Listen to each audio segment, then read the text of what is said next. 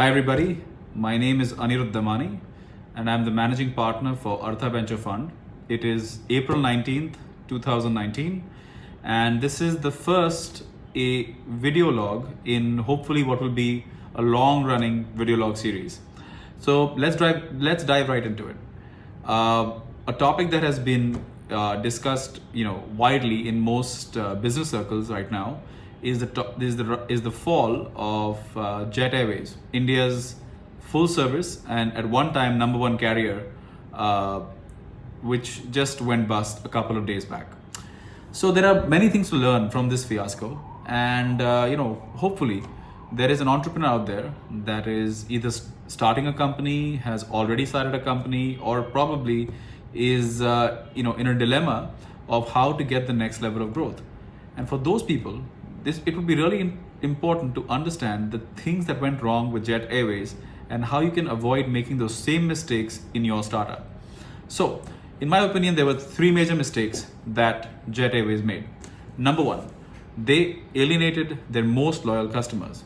I've been writing about this for a while, how Jetairways keeps tinkering with its loyalty programs, which eventually alienated its most loyal customers.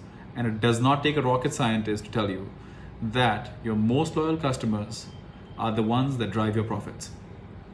So first, what Jetairways started to do was to reduce the value of those jet miles that you used to get and made it extremely difficult to redeem those miles, by reducing the number of tickets that were available on a flight to be redeemed using Jetairways miles.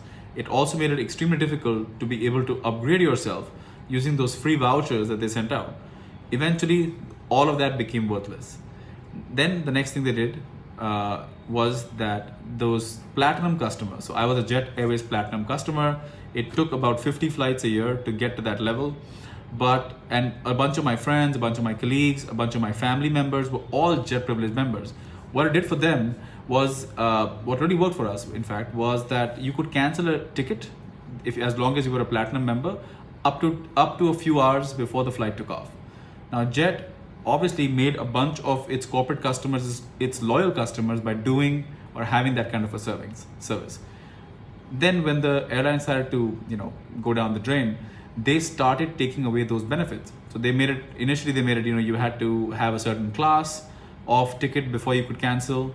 Then they made it you had to inform them 24 hours in advance. Then they made it you had to inform them 48 hours in advance, and eventually it just became very difficult to cancel a ticket. Indigo Airlines, which was the competitor and today India's number one airline, and by the way, which is a no-frills carrier, not a full-service carrier like Jet, cashed in on that. They came up with a corporate program. They made it easy for anyone to cancel a ticket, no charges for cancellation up to 2 hours before the flight took off. In addition, when you booked using a corporate code, they would give you a free meal. They would also give you premium seating for free. Now, if you have to make a decision between Jetairways and Indigo Airlines, and they're both offering you a meal, but Indigo allows you to cancel up to 2 hours before a flight, guess which airline you are going to be booking your ticket with. In fact, I moved a bunch of my bookings from Jetairways to Indigo Airlines. Then you got to be careful, which is the second lesson right now. You have to be careful with the line extensions that you make with your brand, because they could eventually end up diluting your brand's positioning. So Jet at one point had 3 different brands that it was serving under. The first brand was Jetairways, which was the full service carrier. Then they had a brand called Jet Light, which was a low cost carrier. Then they had another brand called Jet Connect, which was also a low cost carrier. And then at one point they decided to shut both the low cost carriers, which is Jet Light and Jet Connect, and just have the full service brand. However, sometimes when you were flying Jetairways, there would be flights that were still under the old code, which would be Jet Connect or Jet Light. In fact, some of the planes were still colored as Jet Connect, making it extremely confusing what exactly were you flying. And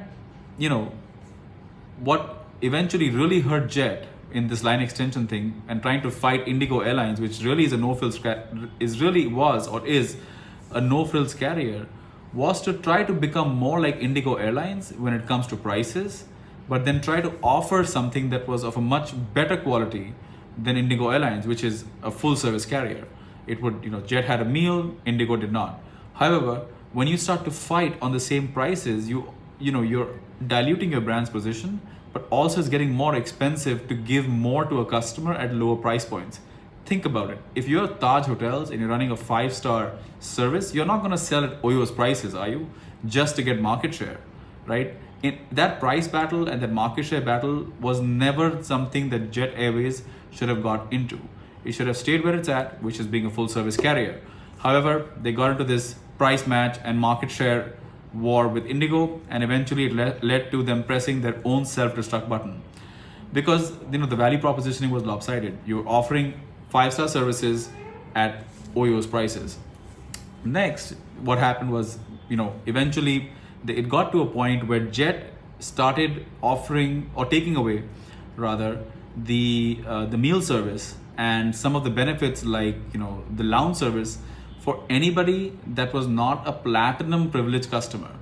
Now, if you're flying a full service carrier and not getting a meal, then why are you flying them in the first place? You'd rather go to Indigo Airlines, right? This led to a huge exodus of customers from Jetairways into Indigo, right? And into SpiceJet, eroding Jet's positioning and value proposition even further. Think about it. Jetairways were literally digging its own grave and giving gravy away all to its competitors. So, it wasn't a surprise that Jetairways did go out of business. Last and the third reasoning is, there is an article today, article from yesterday, which I read today from the Economic Times, which is the excessive interference of the founders with the capable management of Jetairways. The article is called "The Rise and Fall of India's Oldest Private Airline," and there's a quote in that which is quite telling, which is says that Naresh Goyal, which is the founder of Jetairways, ought to have put more faith in the people he hired to help run the airline. What it clearly states is that Mr. Goyal should have stayed out of making any decisions at the airline when he already had capable management. He had a CEO, he had people that he had specifically hired to run the airline and let them run the airline. However, as a founder, he was excessively involved. He was tinkering with different things, overriding the management decisions. And eventually, even when the airline was going down, instead of listening to his management, he was listening to himself and whatever his ego was telling him. Eventually, there were too many unnecessary decisions being made. I'm sure there were a lot of management out there that felt that their voices weren't being heard, and they were all becoming more or less yes men or yes people.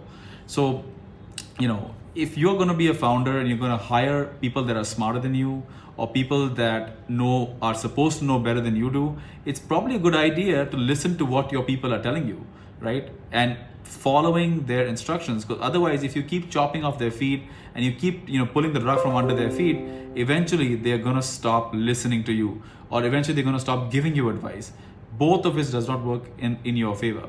So guys, 3 basic lessons. If you're a founder, do not alienate your loyal customers. Be careful with line extension, especially if it dilutes your brand positioning. And third thing, do not excessively try to control management that you have hired to run your venture. Hopefully, this is something that you will learn from and not indulge in. I will see you again next time. Bye.